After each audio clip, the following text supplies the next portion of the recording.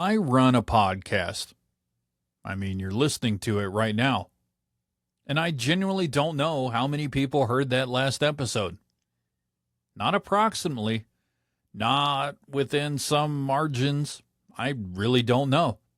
I get a download count, and that's about it. And the wild thing is, that's not a bug in how I set things up. That's just how podcasting works, and it's been that way since the beginning. And it traces back to a single XML tag that somebody added to a spec on Christmas Day back in the year 2000. This is the Tyler Woodward Project. I'm Tyler. All opinions are my own, and today I want to talk about the RSS Enclosure tag, what it is, why it matters, and why Spotify spent $1 billion trying to build something that would replace it and basically gave up.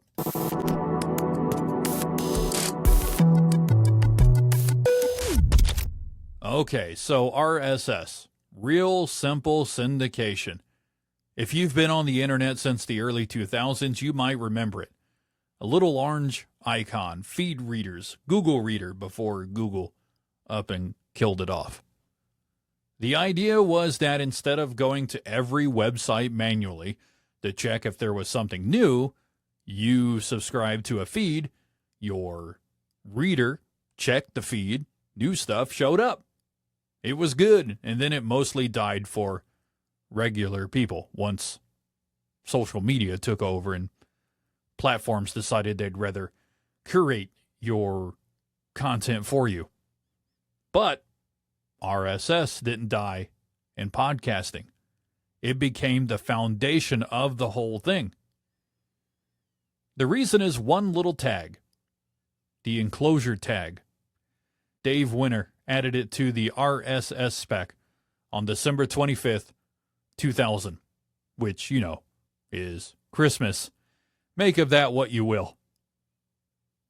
What the tag does is attach a file to a feed item. It's normally an RSS item is just text, title, description, a link. The enclosure tag says there's also a file here. Here's where it lives. Here's how big it is. Here's what kind of file it is. And that's the whole invention. Attach a file to a feed item. Adam Curry, who was an MTV VJ in the 80s and 90s, is also a genuine tech nerd. He built the script in 2003 that would look for audio enclosures and RSS feeds and automatically pull them into iTunes. Somebody coined the word podcasting. Apple shipped native support for this in iTunes 4.9 back in June of 2005. Get this, 1 million subscriptions in 48 hours. The entire medium took off on infrastructure that nobody owns. Nobody owns RSS. The spec's copyright was assigned to Harvard's Berkman Klein Center back in 2003 under a Creative Commons license. No company holds it. You can read the spec right now. Implement it yourself. Ship an app tomorrow. No permission, no license fees, no proprietary garbage. That's genuinely unusual. The foundational infrastructure for an entire industry worth billions of dollars in ad revenue, and there's no entity that owns it or can take it away from you. What that means practically is that when you subscribe to a podcast, you're just giving an app a URL. The app checks that URL for new episodes. When it finds one, it downloads the file. Your server delivers it, and that's sort of the whole transaction. Apple doesn't have to be involved. Spotify doesn't have to be involved. Unless you're hosted on one of those platforms, the file goes directly from your server to the listener's device. So Apple can pull your show from their directory. I mean, that happens, and it matters because that's where a lot of people find the stuff. But they can't take your feed down. They can't stop your existing subscribers from getting new episodes. Compare that to YouTube, where your channel gets terminated and it's just gone. Or Spotify exclusives, where the show only exists if Spotify decides it exists. The broadcast parallel is actually pretty clean here. I mean, think about it. Nobody owns the FM band. It's public airwaves. The FCC regulates it, sure, and can yank your license, but the underlying infrastructure is shared. Podcasting RSS is sort of similar. The rails are shared. You just have to host the files somewhere. Okay, but here's the thing I can't get over. I said I don't know how many people actually listen to my last episode. That's because in podcasting, a download is an HTTP request. Your server sees an IP address, a user agent, a timestamp, and how many bytes got served from the server. It doesn't see whether anyone hit play. It doesn't know if the file sat on a phone for 3 weeks and then got deleted because it was never played. There's no session. There's no callback when someone finishes.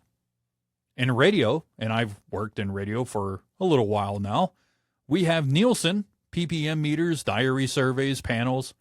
It's imperfect, but PPM has well-documented sample size problems in small markets. And if you've ever looked at the margins of error in a Nielsen book, you've had a small existential crisis. But you know at least something. You have a number you can defend to an advertiser. Podcasting has the IAB Tech Lab Podcast Measurement Guidelines. Oh, try saying that 5 times fast. 4 versions now. The latest is from early 2024. What they define is a process for cleaning your server logs to get a more defensible download count. Deduplicate by IP and user agent within 24 hours, enforce a minimum byte threshold, filter out known bots.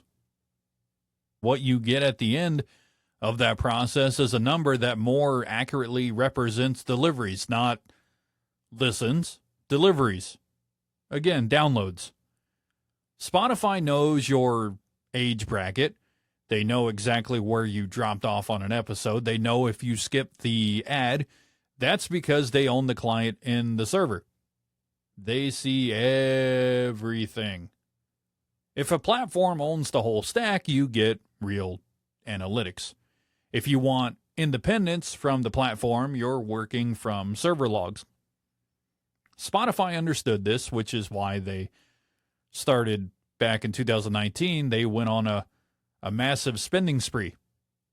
Gimlet for around $230 million. Anchor for around $154 million.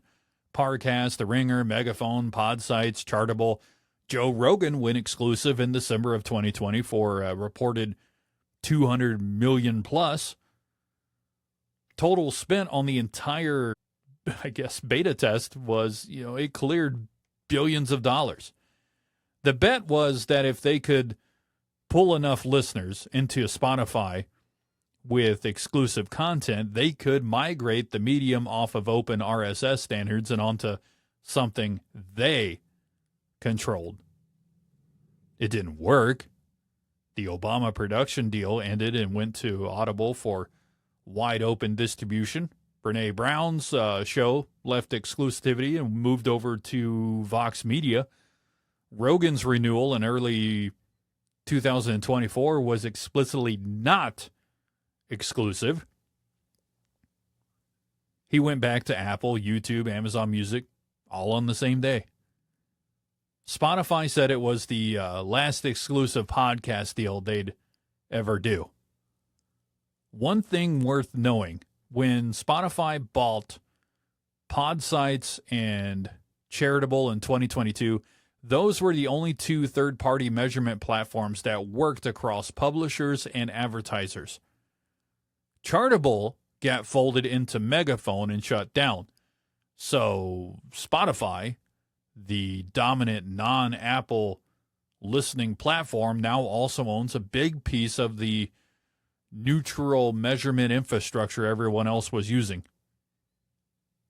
RSS didn't fix that. That's a platform layer problem. The protocol has no mechanism to address. The other thing I find interesting is Podcasting 2.0. Adam Curry and a developer named Dave Jones started it in 2020. It's an open extension to the RSS namespace, so it layers on top of the existing protocol and doesn't replace it.